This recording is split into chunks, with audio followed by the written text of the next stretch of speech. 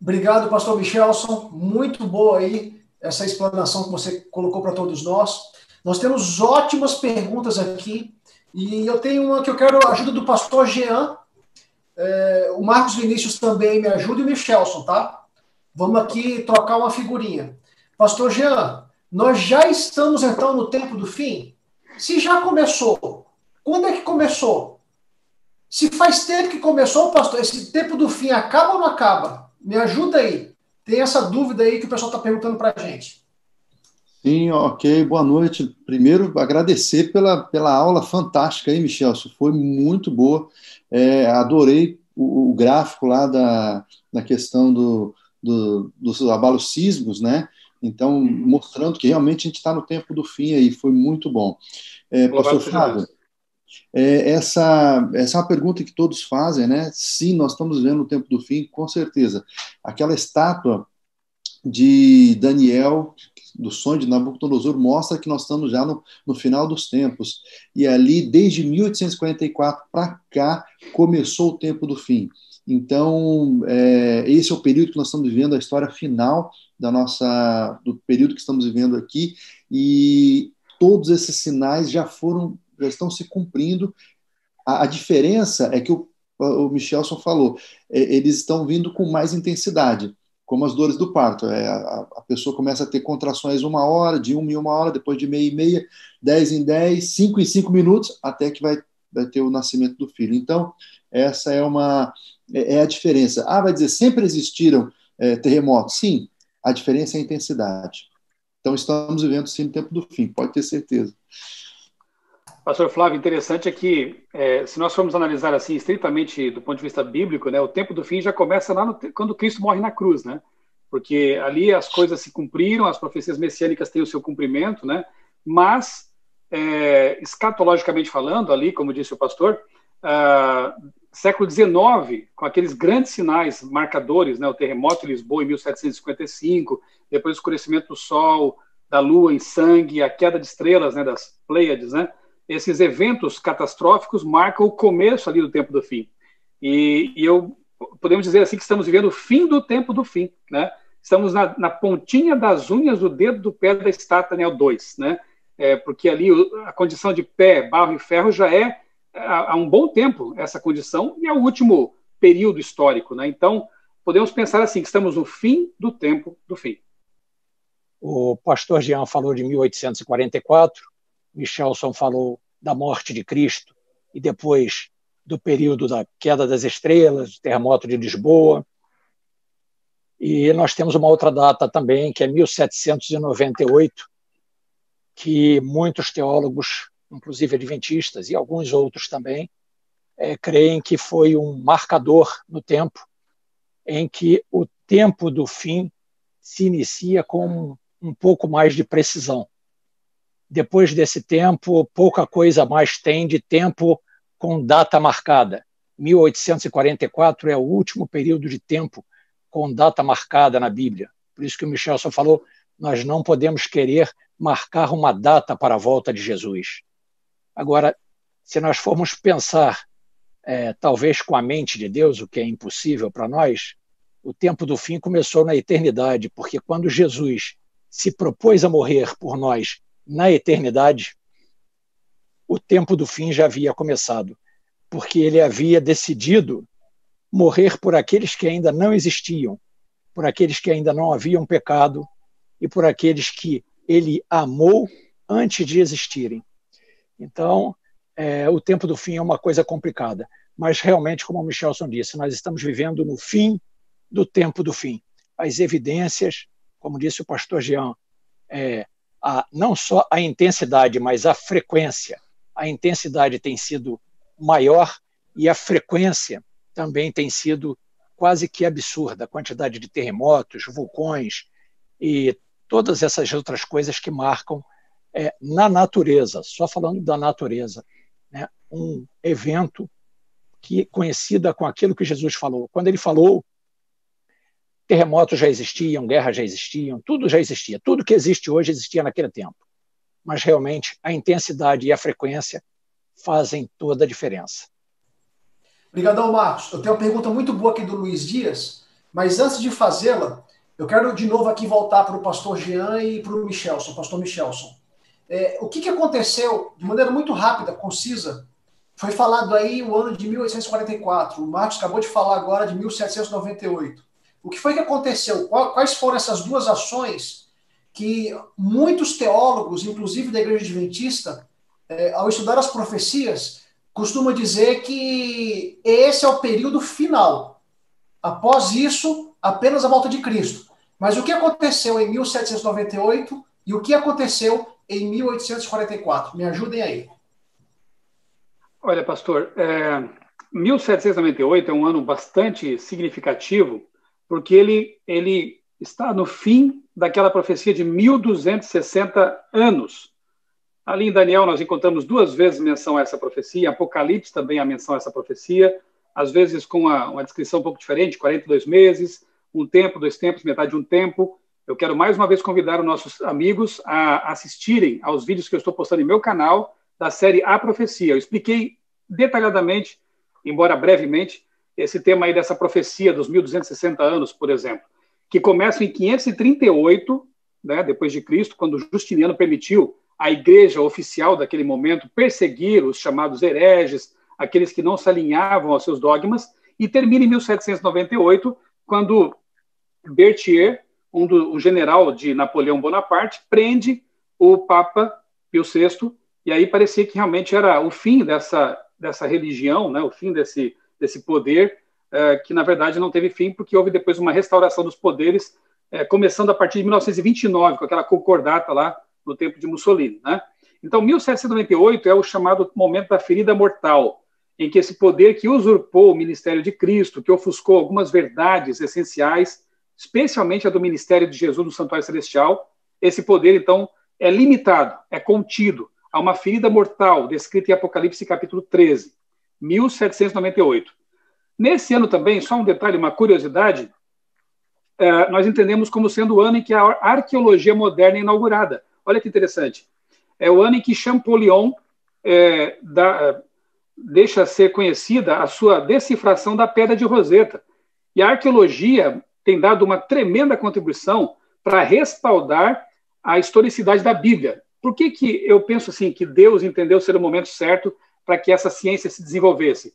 Porque justamente nessa época, sofrendo aí o abalo do iluminismo, do racionalismo, a fé cristã precisaria de mais evidências concretas para que as pessoas continuassem crendo nas profecias.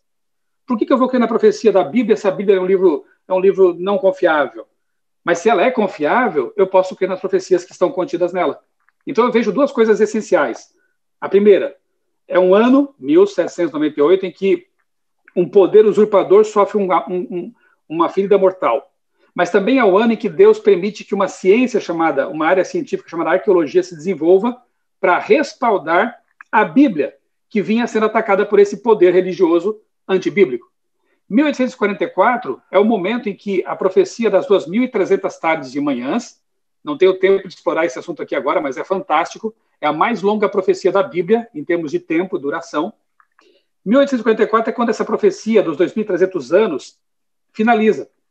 E nesse momento acontecem 2 coisas. No céu, Jesus inicia uma fase especial da obra dele, ali no santuário, que nós chamamos de juízo investigativo e purificação do santuário. Valeria a pena o nosso amigo aqui, que está nos acompanhando, estudar um pouquinho, quem sabe, Levítico 11, Hebreus, todo o livro de Hebreus é fantástico, e Paulo faz essa contraposição entre santuário terrestre e santuário celestial. Então, nesse momento da história, 1844, Jesus começa essa segunda fase de seu ministério, chamada de juízo investigativo. Pode ser que esse termo soe um pouco estranho para alguns amigos evangélicos, por exemplo, que não entendem, talvez, da forma como nós entendemos esse juízo investigativo, juízo prévio, juízo pré-advento. Mas basta dizer uma coisa: se Jesus vem para trazer o galardão, ou seja, trazer a recompensa, para que ele possa recompensar com vida eterna, ou, infelizmente, com a morte eterna, os ímpios, ele precisou julgá-los todos antes. Então, biblicamente, é muito claro que há um juízo prévio à volta de Cristo. Depois, uma segunda fase do juízo durante o milênio, Apocalipse 20, e, finalmente, uma fase de execução do juízo, que é pós-milênio, quando Deus, então, destrói. Eu sei que é uma obra estranha para Deus, como diz Isaías, o Deus da vida destruir vidas, mas foi a escolha dos ímpios e de Satanás.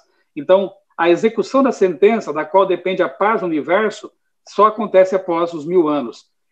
1844 é um ano que merece muito o seu estudo, a sua consideração. Eu até te convido, quem sabe, nessa fase aí de quarentena, a dedicar uma atenção especial aí a esse assunto das profecias de Daniel, de Apocalipse. A Casa Publicadora Brasileira tem um livro, poucas páginas, acho que não chega nem a 100 páginas, de Clifford Goldstein. Clifford Goldstein é editor da edição da Escola Sabatina Mundial. E o livro tem o título 1844, uma explicação simples das profecias, das principais profecias de Daniel. Lendo esse livro, você vai entender claramente a importância desse ano de 1844. Eu disse que no céu, Jesus começou uma fase importante do seu ministério. E na terra, um povo foi suscitado, despertado, para pregar exatamente essa verdade, do juízo de Deus e da volta de Jesus, entre outras verdades que foram restauradas a partir daquela época. Pastor Jean, me ajuda aqui então. O Michelson ele abordou que a arqueologia surgiu nesse período. Então, quer dizer que a data de 1798 e 1844 é fruto de estudo das profecias, pastor? É isso? Sim, com certeza. É importante a gente abordar esse tema e falar sobre isso, que a fé ela é baseada em certeza e não numa coisa ilógica. A própria Hebreus fala, né? Fé é a certeza de coisas que se esperam. Então, a nossa fé ela é baseada em fatos, em coisas reais. Senão viraria fideísmo. Né? Fideísmo é que você acredita no imaginário. E não é isso. A fé, Deus nos deu prova suficiente para crer. Por isso, eu acho que Deus deixou bem claro aí essa questão quando levanta essa questão da arqueologia nesse período. Agora, um dado importante, uma coisa importante nós entendermos é que em 1844, pastor Flávio, nós temos ali o grande dia da expiação, como é chamado. Se você ler o Antigo Testamento, você vai ver que tinham 7 festas. Uma das festas era o dia da expiação, era quando se fazia a purificação do santuário. Então, por isso que vale a pena estudar. O pastor Michel falou aí, vale a pena a gente ler com atenção, porque ali está a questão da salvação, a questão de como Deus faz o plano da salvação para nos resgatar. Então, é chamado grande dia da expiação. Então, a Bíblia diz que o julgamento começaria pelos mortos e pela casa de Deus, não começaria por outros. Então, os ímpios não são julgados nesse período. É interessante isso. Os ímpios não são julgados. Quem são julgados? Os que creem em Jesus, os que acreditam em Jesus. E aí vai separar aqueles que dizem que creem em Jesus, que realmente creem que vão estar salvos, e aqueles que dizem que creem, mas não vão estar salvos. Você se lembra da parte da Bíblia que diz assim: mas, Senhor, em teu nome expulsamos demônios, Senhor, em teu nome nos curamos e tal. Ele falou: apartai-vos de mim, porque não vos conheço. Então, aqueles que dizem que creem em Jesus, mas não, na verdade, não pertencem a ele. Então, o grande dia do julgamento, o dia da expiação, o grande dia da expiação, que começou em 1844, ele tem a ver com o julgamento dos que creem em Jesus. E aí, então, vale a pena a gente dar uma olhada, porque ali nós temos declarações bem fortes sobre os livros de registro no céu. A Bíblia tem em vários momentos fala sobre isso, e ali eu tenho bem claro, bem a certeza, assim, bem nítida na minha mente, que cada palavra, cada ação que nós falamos, elas são registradas. E isso, o que está por trás, a minha intenção, ela é muito importante. Então, em 1844, começa o nosso julgamento, e a gente tem que começar a ter um cuidado maior do que nós estamos realmente, como nós estamos vivendo hoje, né? Nossa, que bacana. Posso fazer um comentário, pastor? Pode sim, Marcos. Em cima disso que o pastor Jean falou, só acrescentando, lembrando da passagem de Paulo, em que ele diz que o culto tem que ser racional. Isso já implica o uso do cérebro da forma correta, para que você tenha inferências lógicas no estudo da palavra, no estudo das evidências. Então, o culto não é uma coisa aleatória, uma coisa sentimental, uma coisa cheia de sentimentalismo, mas é um ato, entendeu? Estritamente racional, mas com amor. Esse é um primeiro ponto. A segunda coisa que eu queria falar é que, às vezes, eu percebo que algumas pessoas de fora, como linguagem técnica, né? O advogado, às vezes, usa a linguagem técnica dele e o cliente não entende. O médico usa a linguagem técnica dele e o paciente não entende. O profissional de informática, como é o caso, às vezes usa a linguagem da informática e o cliente não entende. A questão do julgamento, só acrescentando o que o pastor Jean falou, por que é que Deus faz o julgamento em duas fases? E, estranhamente, para quem está do lado de fora, acha estranho. Ele só julga os justos agora, mas já condenou os ímpios, porque só vão ser condenados e receber a pena depois. Nós temos que lembrar de alguns fatores. Um deles é a qualidade de Deus, que é a onisciência. E a outra qualidade é a presciência. Ele antevê o futuro. Deus não está preso no tempo. Então, ele, desde a eternidade, antes de nascer o indivíduo, não podemos confundir com a predestinação dos nossos irmãos calvinistas. Tá? É uma coisa mais complexa, eu não vou explicar isso agora, mas só para entender. Como Deus já sabe quem é o salvo, quem é o perdido, pelo ato do próprio indivíduo, e não porque Deus predeterminou, ele faz o julgamento em duas fases, para apresentar aos mundos não caídos, aos anjos, aqueles que foram ressuscitados, o porquê daqueles indivíduos estarem sendo salvos. Depois vem a segunda fase, em que haverá, no período do milênio, o juízo investigativo daqueles que não serão salvos, infelizmente. Mas aí nós, que esperamos estar lá, poderemos ver por que um ente querido, um amigo, uma pessoa que nós imaginávamos que era muito santa na igreja, não está no céu conosco. E eu espero que nós estejamos lá. Não quero ser arrogante, mas é uma esperança. Cristo morreu por todos nós, a promessa está feita, a dívida está paga. Então, Deus divide isso em duas fases, para que durante um período de 1000 anos nós possamos compreender o porquê do amor de Deus não poder salvar aqueles que não se sentiriam bem no céu, causariam uma nova rebelião, atrariam todo o sofrimento de novo. E aí Deus mostra, nós passamos a entender isso, e ao final do milênio, aqueles que não vão ser salvos vão receber o prêmio infeliz, que é serem mortos pela eternidade, para não sofrerem, não causarem mais sofrimento. Mas é por isso que eu vejo essa divisão em duas etapas, né? Porque senão ficaria estranho nós dizemos como é que um indivíduo já é condenado antes de ser julgado, né?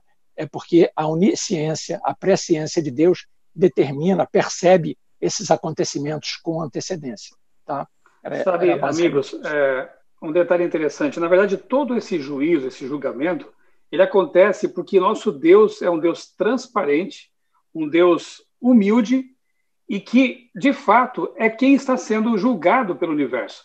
Porque se nós pensarmos bem, todo esse grande conflito que acontece nesse exato momento e já está em processo há milênios, entre o bem e o mal, ele começou pela acusação injusta de Satanás de que Deus seria injusto, de que Deus seria um Deus excessivamente severo, tolhedor de liberdades, porque estabeleceu uma lei. Então, Deus está sendo julgado desde há muito tempo como injusto. E Deus deixou que as coisas se tornassem claras. A história do pecado é isso, né? Percebemos que realmente não vale a pena viver nesse mundo que se originou do pecado. E os registros, como os profetas falam de livros, né? Nós não sabemos se são supercomputadores, se são pendrives celestiais. O fato é que há registros físicos de coisas que fizemos para o bem e também para o mal, né? As más serão eliminadas, né? Os registros de maldade serão eliminados daqueles que se arrependeram, se converteram e aceitaram a salvação em Cristo. Agora, como disse o Marcos, os registros das obras dos ímpios permanecem por um tempo para que se possa conferir ali por que alguns se perderam, outros não se perderam, né? Usando a sua liberdade de escolha, o seu livre-arbítrio. Deus, como é onisciente, poderia dizer assim, olha, eu julguei, está julgado e está acabado. Eu sou o rei, eu mando e desmando, mas Deus não é assim. O caráter do nosso Deus, demonstrado claramente em Jesus Cristo, é de humildade. Então, eu fico até emocionado de pensar nisso. O Criador do universo, ele se submete ao julgamento das criaturas do universo. E ele diz, olha, aqui estão os registros, aqui estão os pensamentos, as atitudes, as intenções de cada ser humano. Se vocês têm dúvida do que eu fiz como juiz, aqui está. Confiram, consultem e saibam por que isso aconteceu. Então, repito, o juízo não é para Deus. O juízo é para os seres criados terem certeza de que Deus foi justo. E a Bíblia diz que no fim de tudo, toda criatura vai se prostrar diante de Deus. Se é toda, até Satanás. Você sabia disso? O próprio Satanás, os anjos do mal, um dia vão se ajoelhar, não porque se arrependeram, mas para reconhecer que Deus, de fato, é justo. Deixa eu aproveitar aqui, em relação ao juízo. Tem uma pergunta muito boa do Antônio Menezes, que temos aqui a questão do fechamento da porta da graça. As últimas pragas, olha que pergunta interessante, me ajudem. As últimas pragas atingirão ou não o povo de Deus no tempo do fim? O que vocês têm a dizer à luz da palavra de Deus em relação à Bíblia? Posso falar? Michel, você quer falar? Pode falar. Isso acho que todo mundo. Vai adiantar, pode falar. Vai lá. Não, isso é bem claro, né? As pragas não vão atingir o povo de Deus, serão preservados. Outra informação importante que a gente precisa entender é que as pragas não serão universais, porque senão o mundo não suportaria, não aguentaria. Então, as pragas, elas têm um propósito específico, ela será derramada, ela tem um período específico também que ela vai acontecer, porém, os filhos de Deus não serão atingidos. Porém, tem um detalhe aí, como elas não serão universais e o povo de Deus não sabe se vai estar salvo ou não, é o que nós chamamos de período de angústia de Jacó. Então, é um período de autoavaliação e as pessoas vão estar bem angustiadas aí mesmo, porém, não sofrerão nenhum dano. Olha só, o pastor já respondeu, mas o Antônio tem uma outra pergunta, daí eu queria que o Michelson e o Marcos falassem um pouquinho. Então quer dizer que as pragas não atingirão o povo de Deus, mas ele continua dizendo o seguinte, mas como é que é? Porque no Apocalipse fala que os 144 mil andarão e passarão pela grande tribulação. Como é que é isso, então? Olha só, uma coisa interessante para se dizer também antes, né, de responder diretamente a pergunta, é que se você estiver passando pela grande angústia, ali, a angústia de Jacó, eu sei que vai ser difícil lembrar disso naquele momento, mas tente guardar isso que eu vou te falar agora. Se você estiver angustiado, com medo de ter esquecido de se confessar, de confessar algum pecado, louvado seja Deus por isso, porque se você estiver passando por isso, você está salvo. Porque o ímpio, que pecou contra o Espírito Santo, que endureceu completamente o coração, como é o caso de Satanás hoje, ele não está nem aí para a sua vida de pecado, ele não estará nem pensando nessas coisas quando o fim se aproximar. No máximo ele vai ter medo, no máximo ele vai ter temor sem saber o que está acontecendo. Mas se você estiver preocupado com a sua salvação nesse momento, isso é uma tremenda evidência de que você ainda tem o Espírito Santo agindo em sua vida. Outro detalhe, fala-se muito que o Espírito Santo está sendo retirado da terra. Sim, é um fato. E à medida que o Espírito Santo vai retirando o seu poder refreador, coisas mais terríveis vão acontecer. Porém, o Espírito Santo jamais vai ser retirado da vida, do coração, da mente dos seus filhos. Jesus prometeu lá em Mateus, né, no finalzinho do Evangelho, eis que estarei convosco todos os dias, até a consumação do século. Então a promessa é de que Deus estará com o povo dele até o fim. Até o fim. Você acha que Deus ia abandonar o seu povo querido na hora mais probante da história e deixá-los aí para enfrentar tudo sozinhos? De modo algum. Mas haverá uma angústia, sim, né? Os 144 mil passarão pela grande tribulação. Infelizmente, pastores e Marcos e amigos, existe uma teoria falsa, né, que circula por aí, o tal do arrebatamento secreto, né? Eu posso deixar também depois aqui algum material sobre isso, e é importante você saber disso, né? Teve uma série de livros e filmes um tempo atrás aí com o título Deixados para Trás. Infelizmente causou um grande estrago divulgando essa ideia do arrebatamento secreto, que é falsa, porque se você ler 1 Tessalonicenses capítulo 4, de 13 a 17, por exemplo, você vê ali que Paulo deixa muito claro que o arrebatamento dos salvos será por ocasião da volta de Jesus e não vai ter nada de secreto. Na verdade, Paulo fala da ressurreição dos salvos que naturalmente estavam mortos, né? E fala da transformação, e ele aprofunda isso em 1 Coríntios capítulo 15, da transformação do corpo dos que estiverem vivos, vão ganhar um corpo glorioso, imortal, incorruptível. Aí esse grupo dos que estavam mortos, agora ressuscitados com um corpo glorioso, e os que estavam vivos, agora ganharam um corpo glorioso também, se juntam e esse grupo agora sobe para encontrar Jesus nos ares. Esse dado é muito importante. Então, o arrebatamento não acontece de jeito nenhum antes da volta de Jesus. Ele acontece na volta de Jesus. Portanto, os salvos, quer façam parte do grupo, do famoso grupo dos 144 mil, que não dá tempo aqui de explicar também quem são em detalhes, quer sejam parte desse grupo ou da grande multidão, eles passarão pela grande tribulação. É uma tribulação que envolve essa análise do coração, será que eu estou preparado mesmo para o que vai acontecer? O próprio medo da vida, de perder a vida, porque haverá uma perseguição ferrenha contra esse povo, né? Então, toda essa situação de incerteza, de dúvida, de medo, vai acometer os salvos. Só que é o seguinte, né? Tem muitas pessoas que acham que elas devem ser protegidas disso, mas se olhar para trás, a gente vai ver que os cristãos sempre foram perseguidos. Pensa no Império Romano, cristãos que deram a vida literalmente nas arenas, foram devorados por leões, foram crucificados, queimados vivos. Por que eu agora vou ser o queridinho, né, de não querer passar por nenhum sofrimento na vida? Então, a falsa ideia do arrebatamento secreto, a falsa teologia da prosperidade, que também é um câncer atual, teológico, porque cria cristãos mimados, infelizmente, que acham que não vão sofrer nada por ser cristãos. Pelo contrário, ainda que eu ande pelo vale da sombra da morte, eu não temerei, porque tu estás comigo. Se você tiver que passar pela grande tribulação, pelo vale da sombra da morte, você vai passar, mas Jesus vai passar com você, vai estar do seu lado. Amém. E você vai ser vitorioso. As pragas não atingirão os salvos, por quê? Nós temos evidência bíblica disso. O microcosmo lá do Antigo Testamento, né? As coisas se repetem e tem tipos na Bíblia que apontam para Jesus, tem situações que são microcosmo do macrocosmo. Por exemplo, quando as pragas do Egito assolaram a nação, aqueles que pintaram as portas com o sangue do cordeiro, o símbolo é muito claro, né? É o sangue de Cristo na vida. A praga não atingiu aqueles lares.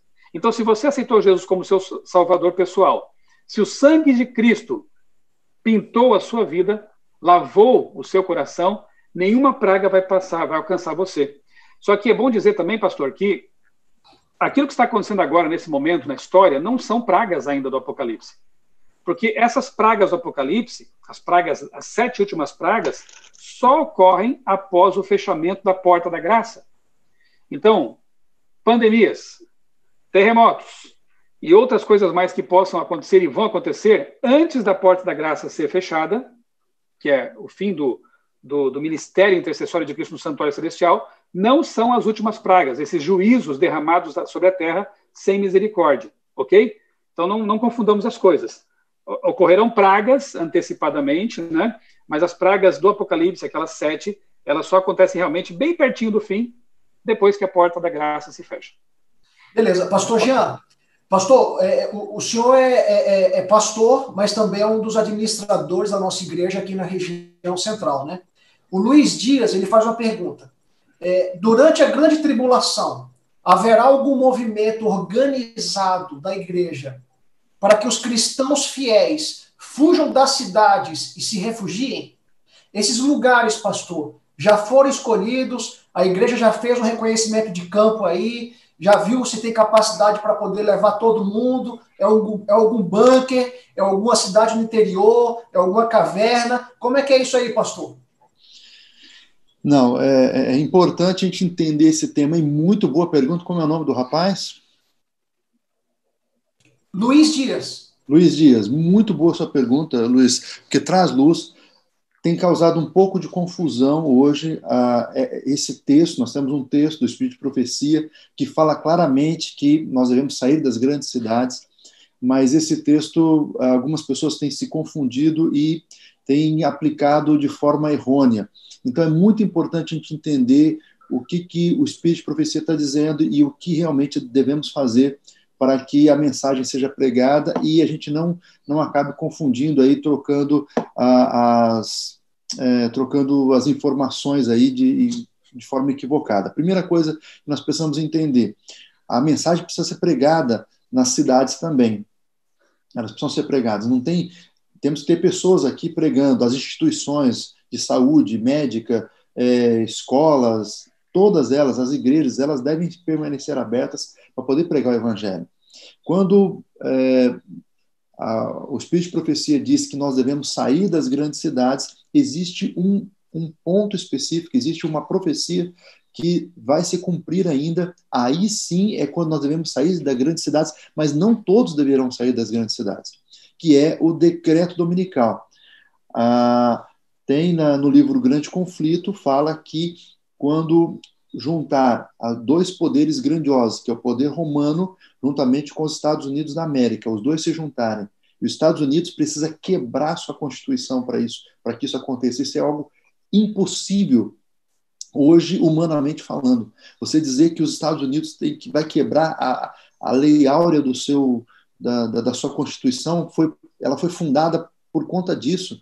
Eles vieram para cá, os pais peregrinos vieram para cá para fugir da perseguição, para fundar um país livre, com liberdade de expressão e de religião. Mas os Estados Unidos vai quebrar essa Constituição deles, e eles vão se juntar e vão formar o decreto dominical. O que é o decreto dominical? É quando eles vão obrigar a guarda do domingo, que é o sábado espúrio.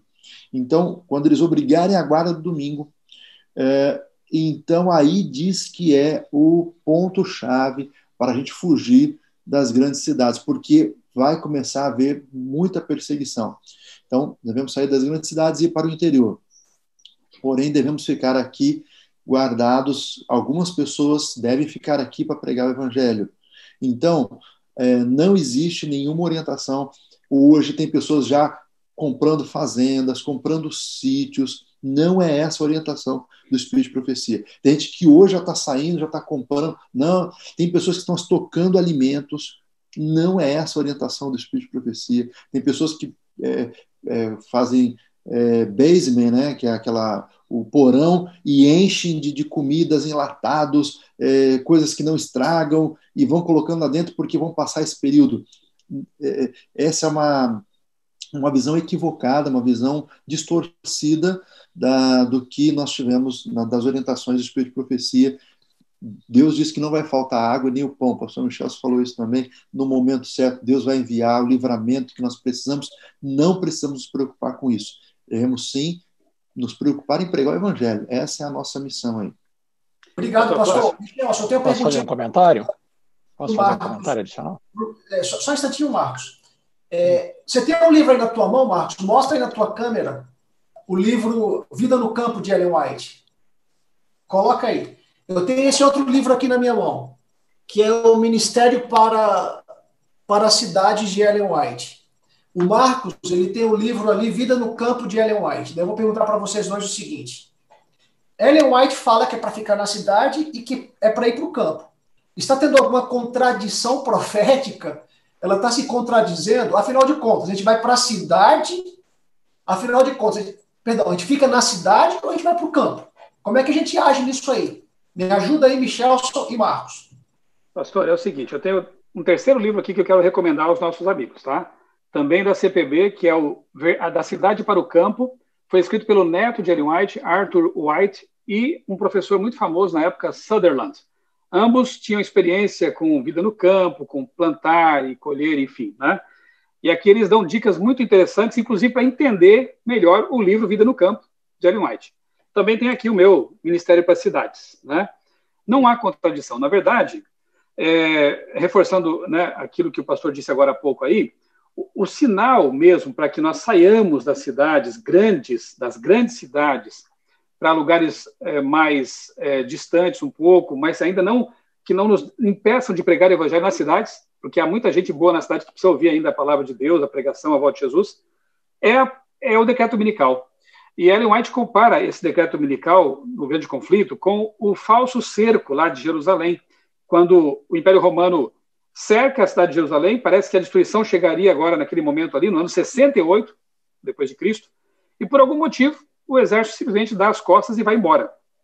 Os cristãos que lembravam do que Jesus tinha dito, né, quando virdes a cidade cercada, saiam para as montanhas, os cristãos entenderam que era o sinal para abandonar a cidade, porque no ano 70, aí o Império Romano veio com tudo e devastou a Jerusalém. Destruiu o templo, a cidade, matou, fez uma mortandade ali.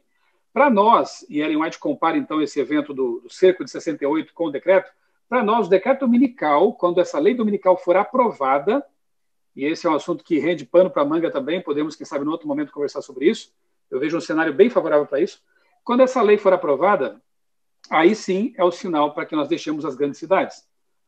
Agora, é lógico que as pessoas que tiveram condições, quem sabe, de adquirir alguma coisa, fazer um curso, quem sabe, né, pelo YouTube. Eu não sei plantar uma batata, mas eu estou preocupado em estudar sobre isso agora. Eu quero estudar, quero aprender um pouco, né, porque quem tiver esses conhecimentos aí, o livro aqui, ele nos aconselha nesse sentido também, vai ser útil, vai ser bem útil, né? Só que eu costumo dizer o seguinte, é uma questão de oração, de comunhão e sintonia com Deus. Eu comparo, recentemente eu participei de uma outra live, eu comparei isso com a reforma de saúde. Como assim? O que tem a ver vida no campo, mudança para o campo e reforma de saúde?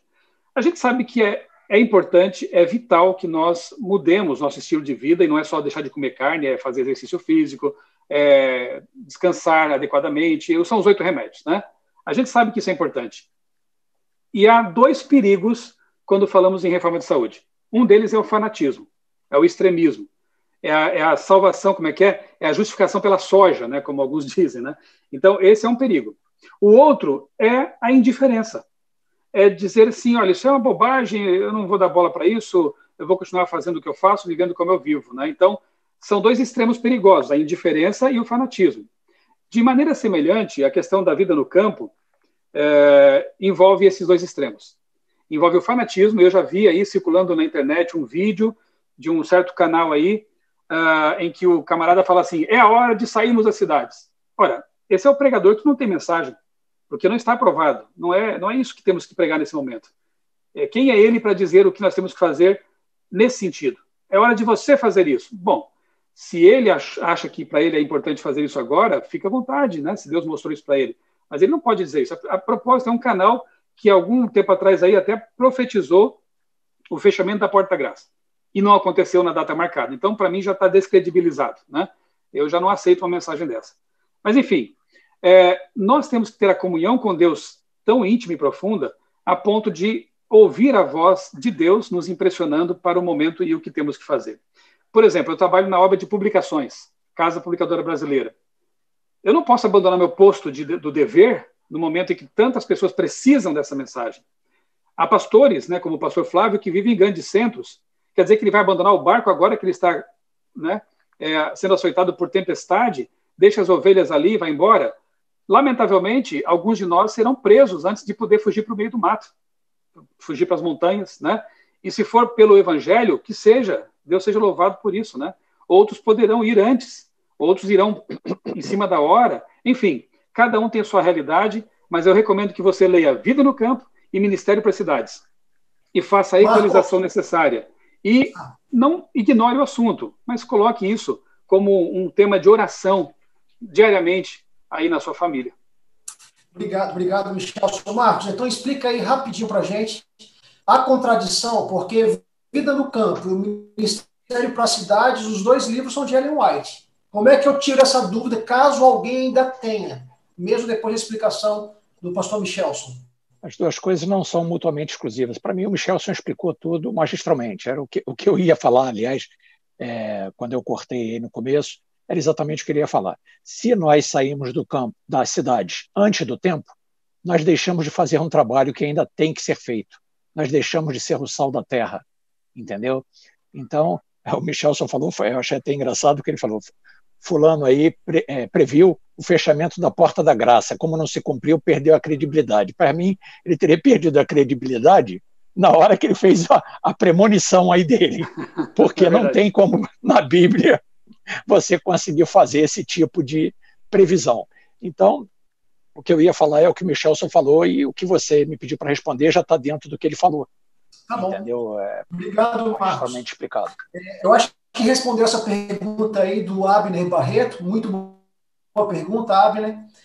Nós temos amigos preletores, nós temos mais 10 minutinhos aqui para terminar essa live. Eu tenho mais 2 perguntas muito interessantes, então eu vou precisar que vocês usem o poder de serem concisos, tá bom? Tem uma pergunta muito boa do Anderson Félix da Silva, e eu queria ouvir a opinião dos três, de vocês três. Até que ponto a pandemia mundial do coronavírus pode intensificar a unificação entre igreja e Estado nos dias atuais? Isso significa que nós vamos ter um governo mundial? Me ajudem aí a responder o nosso amigo Anderson Félix Silva. Eu quero ser o primeiro a responder. Eu passo a bola para o Michelson, que isso daí ele tem sido especialista em explicar isso com maestria.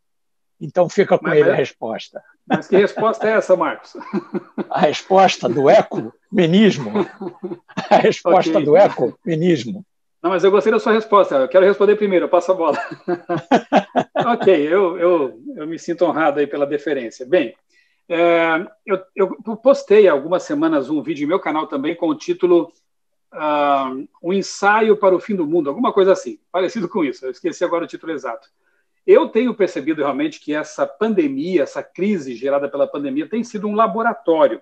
Eu até, dias atrás, aí postei uma frase um pouquinho polêmica nas redes sociais, dizendo assim, não creio que o vírus tenha sido criado em laboratório, mas que ele tem sido usado como um laboratório, né, para iniciativas, ideias e tudo mais. Pode ser que eu até mude a minha opinião daqui a pouco, se me apresentarem evidências conclusivas de que esse vírus foi manipulado em laboratório, mas, por enquanto, análises aí feitas por especialistas mostram que ele teria sido realmente uma mutação, aspas, natural, né? Até que me prove o contrário, eu ainda sigo esses artigos científicos que falam disso. Mas uma coisa é certa, a situação permitiu um exercício, assim, um laboratório bem interessante, especialmente nas mãos de alguns filhotes de déspotas aí, né? Veja, quando que nós imaginaríamos, poucos meses atrás, que drones seriam usados para dispersar, não é nem multidão, não, é um grupinho de pessoas andando pela rua, pode ser 10, 20 pessoas, um drone chega ali, parece coisa de George Orwell, né? Naquele livro 1984, parece coisa de filme distópico, né? Chega ali o drone e diz, vão para casa, se dispersem. Quando que nós imaginaríamos, para decepção dos pregadores do biochip como marca da besta, que os celulares, que os chips de celular, seria usado para monitorar a vida das pessoas. Eu aqui, em São Paulo, recebi uma mensagem em meu celular. Logo que começaram essas determinações com respeito à quarentena, recebi uma mensagem lá, falando sobre isso aí, quarentena. Quer dizer, sabem onde eu estou. Não precisa um chip ser colocado debaixo da pele, porque Satanás não é tão besta, né? A besta existe, mas Satanás não é tão besta assim de colocar um assunto tão sério que tem que ver com adoração, como sendo apenas um chip implantado na pele da pessoa, né? É bobagem, porque os recursos de monitoramento já existem e já estão sendo usados exatamente nesse momento. Então, o celular está sendo usado para saber onde você está, o que você está fazendo. Então, essa questão das liberdades individuais sendo perdidas é um fato. E as pessoas, quando estão com medo, elas abrem mão de suas liberdades em troca de segurança. Isso aconteceu no 11 de setembro. Eu quero fazer um convite agora para você também. Sábado que vem, às 8h30 da manhã, com reprise à 1 da tarde, eu vou pregar no canal da Igreja do NASP, de São Paulo. Você pode procurar lá no YouTube, o NASP São Paulo. Eu vou pregar sobre o tema Um Novo Mundo pós 11 de setembro e coronavírus.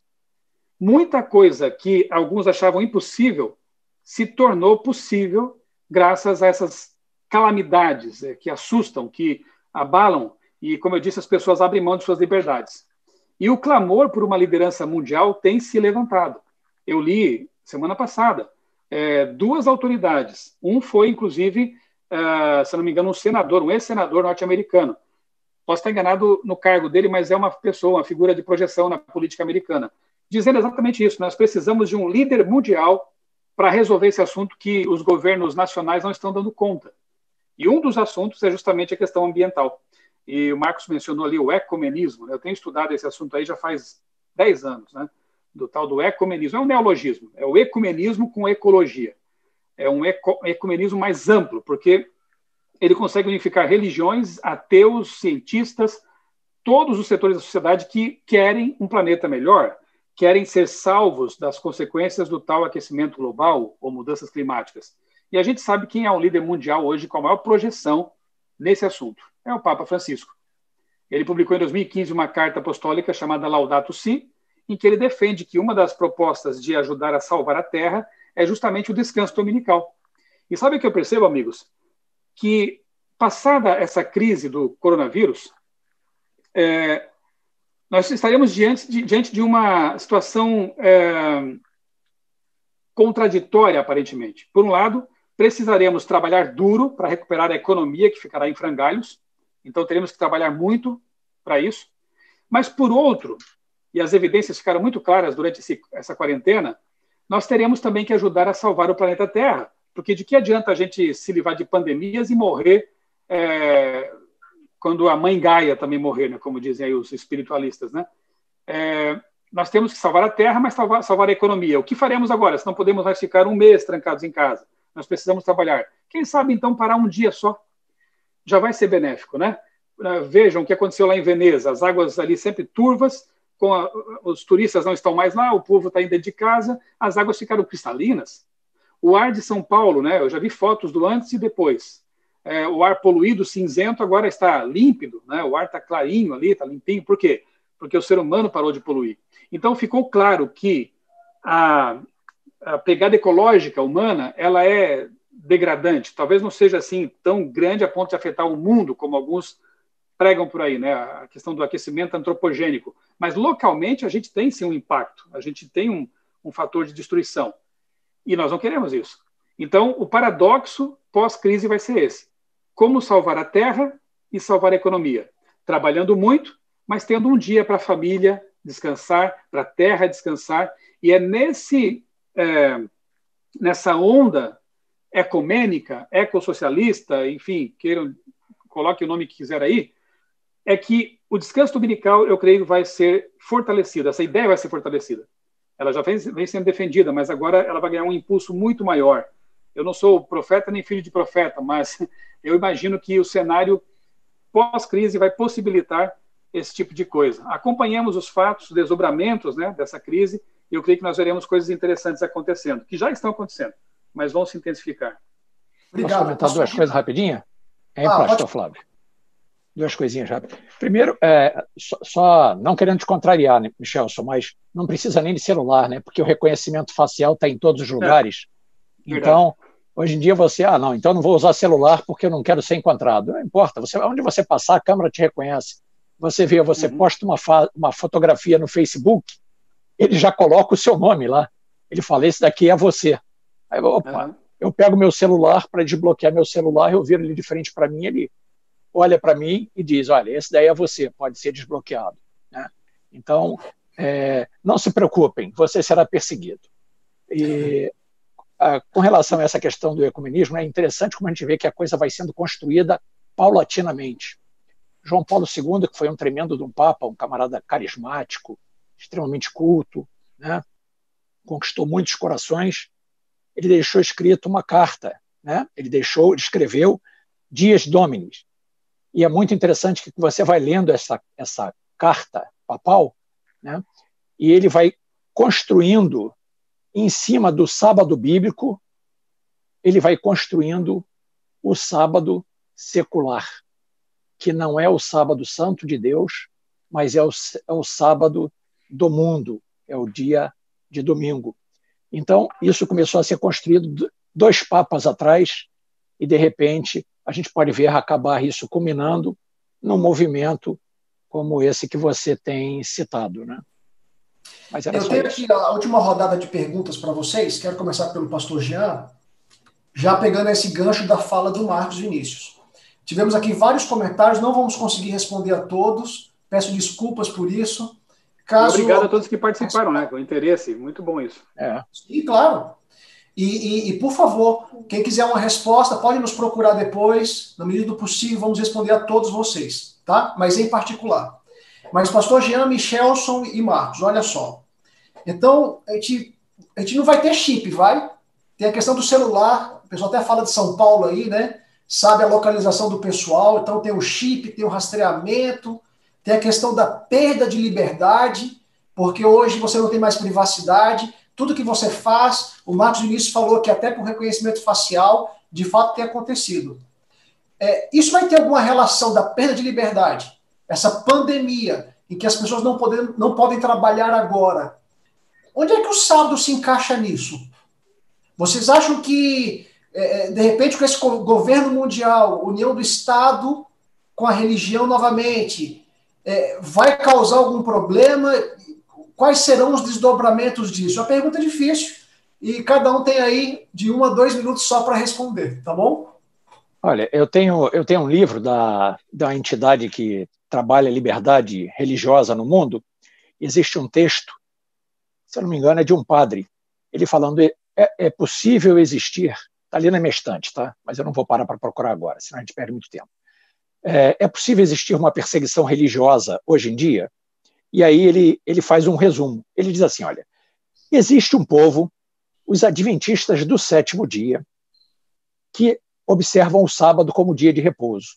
Se por uma questão econômica no mundo, né, se acordar que existirá um dia durante a semana que será dedicado ao trabalho para o governo reverter de forma ao governo ser atendido em suas necessidades, e esse dia, na semana, for escolhido, for o sábado, os adventistas do 7º dia dirão que eles oferecem qualquer outro dia, menos o sábado. Então, haverá a possibilidade de uma perseguição religiosa nesse sentido, não diretamente com o intuito de uma perseguição por causa da religião, mas por uma questão econômica. Tá? O texto dele é bastante amplo, são mais 15 páginas, e ele discorre exatamente esse pensamento dele. Mas eu creio que o Michelson tem mais algumas informações que podem ser dadas. Ok. Deixa eu só fazer um gancho aí na última que foi falado aí, nessa questão da pandemia. Aí entra a opinião nossa aí, né? Nós não temos uma base bíblica para poder falar sobre isso, nem o Michelson, nem o Marcos, nem eu, mas eu creio que realmente essas pandemias, essas crises econômicas, socioeconômica, política e todo do social, tudo pode convergir para que a gente possa realmente ter uma liderança global, porque problemas regionais você resolve localmente, mas problemas mundiais você não consegue resolver só tomando uma decisão lá no seu país ou só na sua região. Você tem que tomar decisões globais. E aí que eu acho que entra a questão das uniões das forças aí, né? E aí já entrando na próxima pergunta, que é a união do religioso com o civil. Toda vez que nós tivemos a união do civil com o religioso, nós tivemos um problema. Na história da humanidade, sempre quando uma religião ela se tornava oficial do governo, acontecia uma perseguição. Então, hoje, aparentemente, é impossível isso acontecer. Nós temos alguns países que a religião ela é oficial do país. E você pode ver, é uma tremenda maldição, é uma desgraça, porque a perseguição, as pessoas confundem.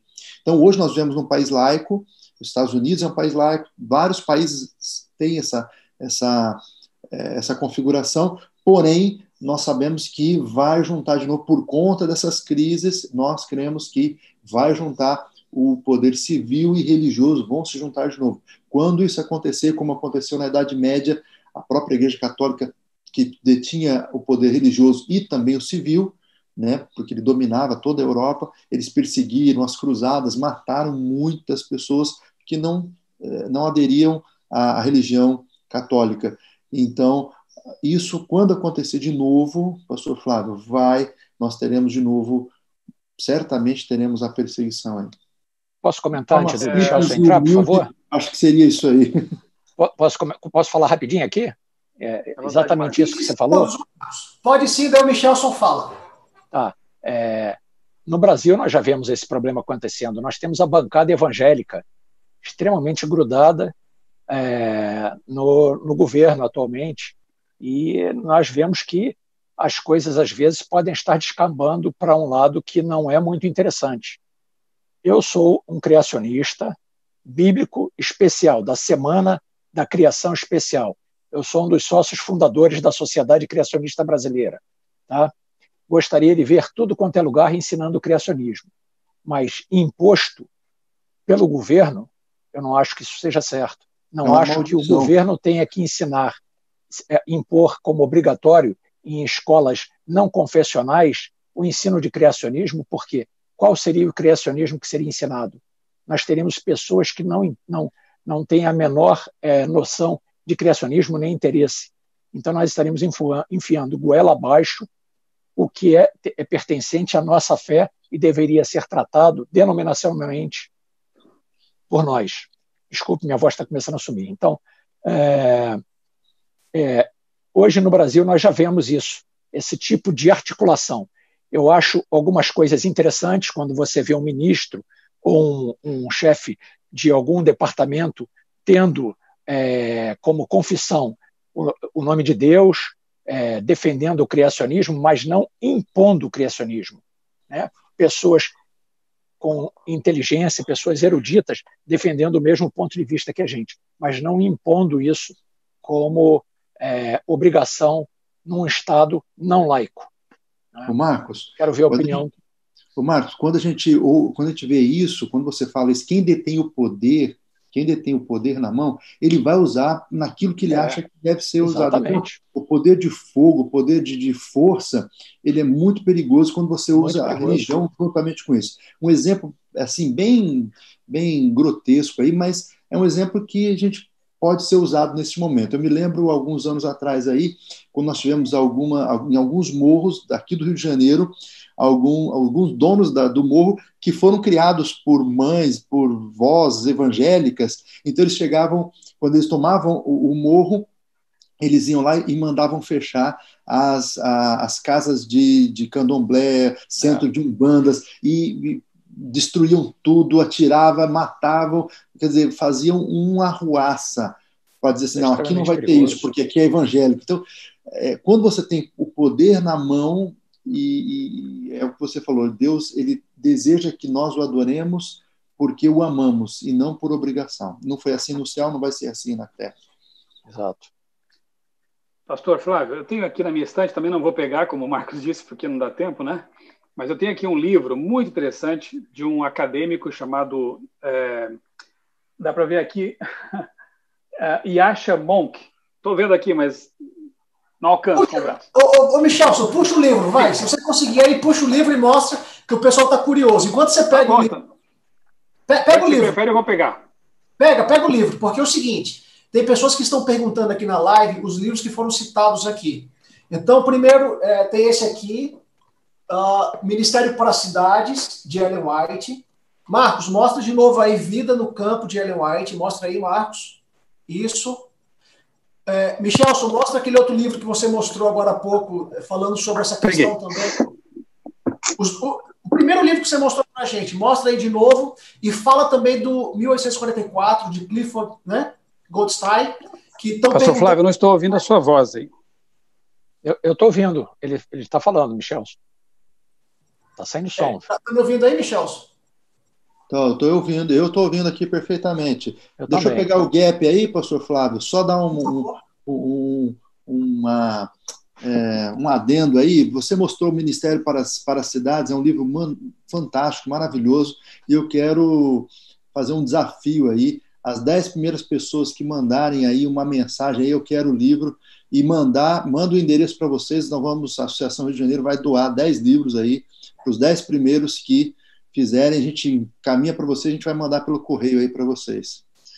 Beleza. O pastor Michel, ele deu uma caidinha aqui, eu acho que ele está voltando, acho que deu algum probleminha na conexão dele.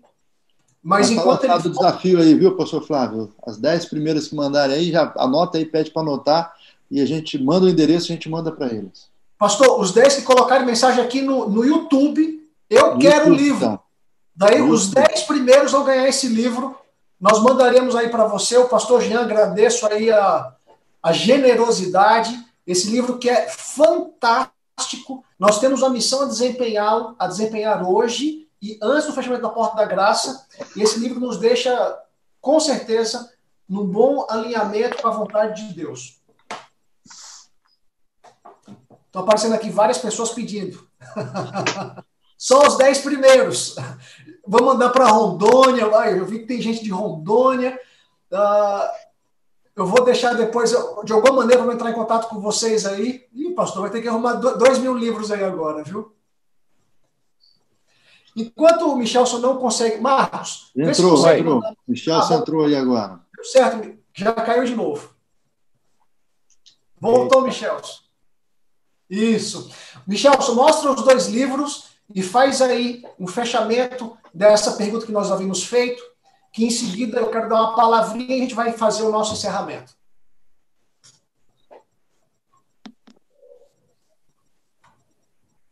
Está ouvindo, Michelson? Olá, pastor. Está me ouvindo agora? Não, estamos ouvindo sim. Estamos ouvindo. Ok, acho que eu acabei, sem querer, desligando alguma coisa quando fui buscar o livro aqui. Está chegando bem meu áudio? Tá, ok. Ok, então, o livro que eu tinha mencionado, um deles é esse aqui. Só um instante. Está chegando o meu áudio? Tá ok, tá ótimo. Tá. O livro é do Yasha Monk, que é um acadêmico, um professor universitário, é da Companhia das Letras. E interessante que o autor mostra aqui situações, eventos que poderiam ameaçar os governos democráticos. E um deles é justamente a aproximação entre a igreja e o Estado. E a gente tem visto aí, realmente, de anos recentes para cá, uma certa guinada, né, dos governos para uma direita religiosa. E o grande ícone disso são os Estados Unidos, né, em que a gente até acha bonito, talvez, ali, o presidente orando com seus ministros e tal. Tem um aspecto que nos causa até uma certa inveja, uma nação protestante, cristã e tal. Porém, não dá para deixar de negar que também dá um friozinho na barriga perceber que a religião tem se aproximado cada vez mais do Estado, né? E é preciso que haja um cenário assim, que haja uma ingerência da religião nos assuntos da política, para que realmente um decreto, nos moldes do decreto dominical, ele possa ser aceito, né? Possa ser aprovado. Se fosse um governo totalmente secularizado e que valorizasse realmente a liberdade religiosa ampla e restrita, um decreto como esse não teria sucesso, não seria aprovado, né? Porque, como disse agora há pouco o pastor ali, assim como eu quero liberdade religiosa para mim, eu também devo defendê-la para o umbandista, para o protestante, para o ateu, para qualquer pessoa, né? E, infelizmente, esse governo que vai se aliar ao Estado, esse Estado que vai se aliar à igreja, vai privilegiar uma religião hegemônica, né? Talvez o amigo que está nos assistindo possa pensar assim, mas o que o sábado e o domingo, essa questão tem de tão importante assim? Aguarde um pouco, isso vai crescer, porque sábado não é só questão de um dia de descanso, né? O sábado, como disse o Marcos ali, nós somos criacionistas. O sábado é o memorial da criação. O sábado é o dia que nos recorda semanalmente que Deus é o nosso Criador, portanto, é um dia que tem a ver com a adoração e com o reconhecimento de que somente Deus, o Deus da Bíblia, é o Deus que deve ser adorado. Então, a questão não é só de um dia ou outro para escolher. Na verdade, foi Deus quem estabeleceu. É como se, por exemplo, eu faço aniversário no dia 2 de março e viesse alguém dizer assim agora, não, daqui para frente nós vamos celebrar seu aniversário no dia 3 de março. Pode uma coisa dessas, amigos? Não dá. A Terra tem o dia do aniversário dela e é o 7º dia da semana. Então, nenhum ser humano, ninguém no universo pode determinar outra coisa além daquela que Deus determinou. O 7º dia é o dia que comemora a criação do mundo. Então, quando um poder humano, sobre o qual a gente falou assim de passagem, né, nessa live, quando um poder humano altera esse dia, ele está dizendo o seguinte, olha, esse é o mandamento divino, mas eu vou colocar um outro aqui que é um mandamento humano. Isso é uma tremenda de uma blasfêmia, de uma arrogância, né? E isso acaba sendo colocado, então, como um sinal de obediência. Apocalipse 13, se você ler com atenção, você vai perceber ali que há uma marca de autoridade humana que vai ser imposta sobre as pessoas que aceitarem esse poder humano. Em Apocalipse 7, já fala de um selo, de uma marca de Deus que vai ser aplicada na mente, a aceitação intelectual, daqueles que aceitam o Deus criador da Bíblia como seu Deus. E, finalmente, um outro livro que eu quero indicar para vocês aqui é isso aqui, Império Ecológico, de um grande intelectual francês chamado Pascal Bernardin. Por que eu gosto de mostrar esses livros?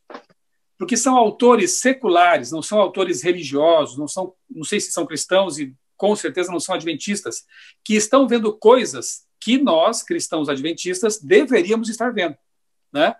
Que é o cumprimento das profecias. Nesse livro, o Bernardin fala que essa ideia ambientalista vai se constituir num império mesmo autoritário, que leis serão promulgadas, restritivas, inclusive, com o argumento de que nós precisamos salvar a natureza. Esse é o tal do tema do ecumenismo, sobre o qual eu tenho escrito já faz um bom tempo. Tenho vídeos no meu canal, tenho textos no meu blog, enfim, né? Eu fico, assim, contente, por um lado, de perceber que há pensadores intelectuais captando no ar algumas coisas, mas fico um pouco triste quando vejo que há pessoas que dizem conhecer a Bíblia e que não estão enxergando essas coisas. Nós devíamos enxergar muito mais longe com as nossas lentes, né, da teologia e da boa ciência. Mas, às vezes, estamos que talvez estejamos dispensando uma ou outra ou não dedicando tempo para o devido estudo. Que Deus nos ajude, que eu espero que essa live tenha motivado você. Aqui deixamos várias pontas soltas. É normal isso, né? Num pouco tempo de transmissão. Mas eu espero que essas pontas soltas tenham motivado você a estudar mais, a se aprofundar mais, mas mais do que isso. Não só conhecer fatos e eventos e sinais, conhecer o Senhor para o qual os sinais apontam. O mais importante de tudo nos estudos sobre profecia é realmente encontrar o Senhor das profecias. Eu espero que esse estudo, que essa live, que a palestra que eu apresentei há pouco, tenham motivado você a se aproximar mais ainda de Jesus, que é o Senhor das profecias, que é o ponto culminante das profecias. Amém. Obrigado, Michelson. Nós vamos encerrar agora. Marcos, tem mais alguma coisinha que você queira falar? Despedir do pessoal aí, falar algum oizinho? Não, agradecer a participação de todos, né? Michelson, principalmente. A gente está sempre aí solicitando o Michelson. Pedir a ele para não esquecer de marcar a data que nós tivemos que trocar, né, esse final de semana. Ontem ele deveria ter estado conosco, se não fosse o corona, né?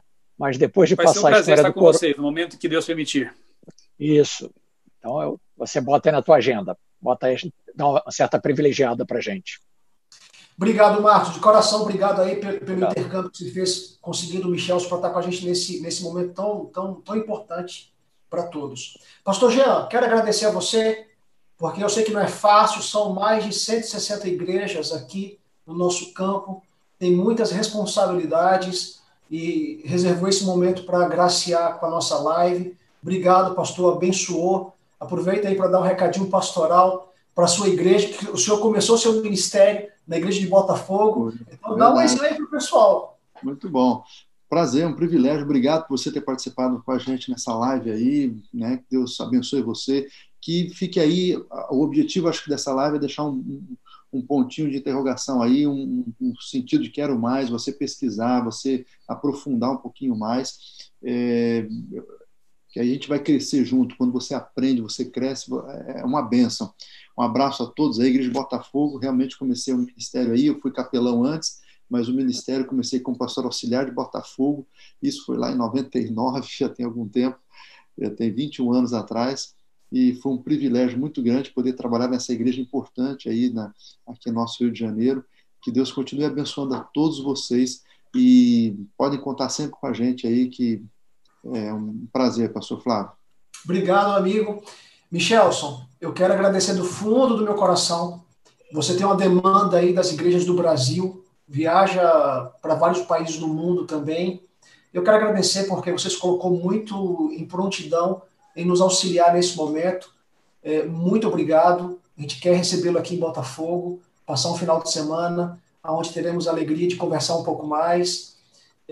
Você vai fazer a oração final, mas não agora. Eu queria deixar um recadinho, como pastor também, a todos os nossos internautas, um texto que eu gosto muito, de Jeremias capítulo 29, no verso 11. Olha que bonito que diz aqui.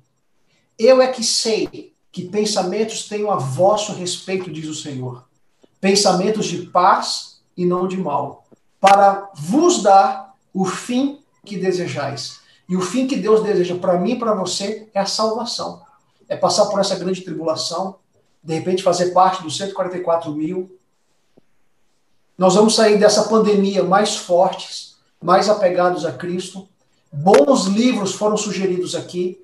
mas eu quero te indicar esse outro livro aqui também, ó. Se você quer entender esses últimos acontecimentos, livro de Apocalipse, livro de Daniel, livro de Mateus capítulo 24. Michelson, Deus te abençoe. Deixa um recadinho final aí para os nossos amigos internautas e termina essa live para a gente com oração, por favor. Pastor, mais uma vez, obrigado pela oportunidade, pelo convite também. Eu louvo a Deus por essas ferramentas que nos possibilitam alcançar tantas pessoas, né? E eu espero que realmente essa nossa conversa, esse nosso bate-papo aqui tenha despertado o interesse dos nossos amigos em se preparar para a volta de Jesus. Eu creio que esse evento tão sonhado, ele se aproxima. Eu sempre penso também em Tito, capítulo 2, ali, versos 1 a 3, né? Em que Paulo fala sobre aguardando a bem-aventurada esperança e o aparecimento do nosso grande Deus e Salvador, Jesus Cristo.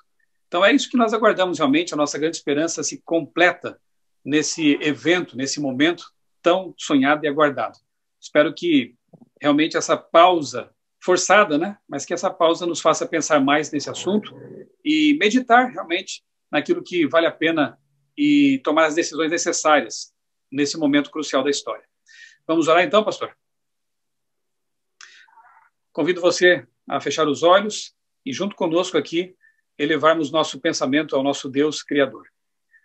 Bom Deus e Pai, muito obrigado, Senhor, por esses momentos. Tivemos aqui refletindo, analisando eventos, circunstâncias que apontam para a proximidade da volta de Cristo.